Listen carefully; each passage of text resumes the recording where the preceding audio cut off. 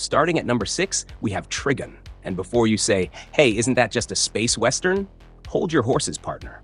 Yes, Vash the Stampede rocks that iconic red coat in a desert wasteland that screams Mad Max. But here's the kicker.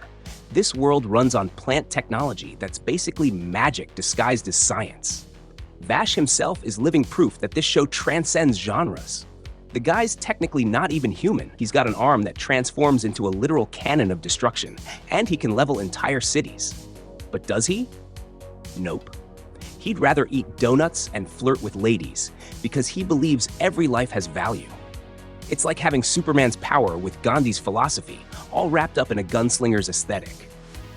The show brilliantly questions what it means to be human when you're surrounded by technology that borders on the divine. This is Emiverse Anime. Watch this video to the end and hit that subscribe button now. Number 5 brings us Akudama Drive. And holy moly, this show is what happens when cyberpunk meets Ocean's 11 and they decide to have the most gorgeous, violent baby ever. Picture this. A group of elite criminals called Akudama team up for one last job in a neon-soaked dystopian city where execution is entertainment and morality is just a suggestion. But here's what makes it special. Each Akudama has abilities that feel almost supernatural. The courier moves like he's bending space-time. The doctor performs miracles that would make actual doctors weep.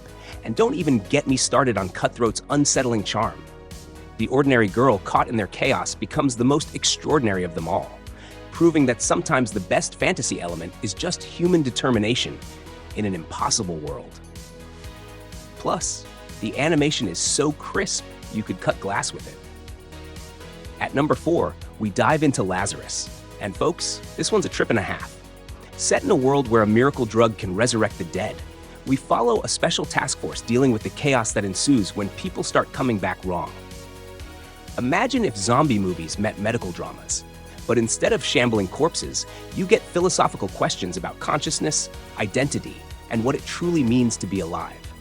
The sci-fi elements feel grounded and terrifying because they're just plausible enough to keep you awake at night. The fantasy comes from the show's exploration of the human soul. Can it really return from death intact? The characters grapple with cases that are equal parts detective work and existential crisis, making every episode feel like a noir thriller with supernatural stakes. Number 3 takes us way back with Mashin Sôzôden Wataru. And okay, I know what you're thinking. This looks like a kid's show from the 80s. You're not wrong, but you're also missing the point entirely. This is comfort food anime that happens to be a masterclass in world building. Young Wataru gets transported to a magical realm where he pilots giant robots, or machins, to save different worlds. It sounds simple, but the show's genius lies in how it treats each world as a complete fantasy ecosystem with its own rules, cultures, and problems. The sci-fi tech of the robots blends seamlessly with classical fantasy elements like dragons and wizards. It's like if Studio Ghibli made a mecha series. Pure, concentrated joy that reminds you why you fell in love with anime in the first place. Number 2 might surprise you. Jin Wanjia, also known as the King's Avatar. Now, this is technically about professional gaming, but stick with me because this show does something incredible. It takes the virtual reality MMORPG glory and makes it feel more real than reality itself. The fantasy world within the game becomes so vivid and detailed that you forget these are just avatars fighting digital monsters. The main character, Ye Shu, isn't just a player, he's practically a digital wizard, understanding the game's mechanics on such a deep level that his strategies feel like casting actual spells. The line between the game world and real world blurs until you're not sure which one matters more. And honestly, that's the most sci-fi concept of all. And finally, our number 1 pick, Vampire in the Garden. This 12-episode masterpiece is what happens when someone asks, what if vampires and humans could just be friends? In a post-apocalyptic world where vampires and humans are locked in eternal war, a young human soldier and a vampire queen's daughter discover music, art, and the radical idea that maybe, just maybe, they don't have to be enemies. The fantasy elements are classic: vampires, gothic architecture, supernatural abilities. The sci-fi comes from the advanced weaponry and the militarized society. But the real magic happens in the quiet moments between Momo and Fine as they explore a world neither truly understands. It's a story about finding beauty in destruction, hope in despair, and friendship in the most unlikely places. The animation is absolutely stunning. Every frame looks like a painting that somehow learned to move. But more than that, it's a meditation on what we lose when we choose conflict over understanding.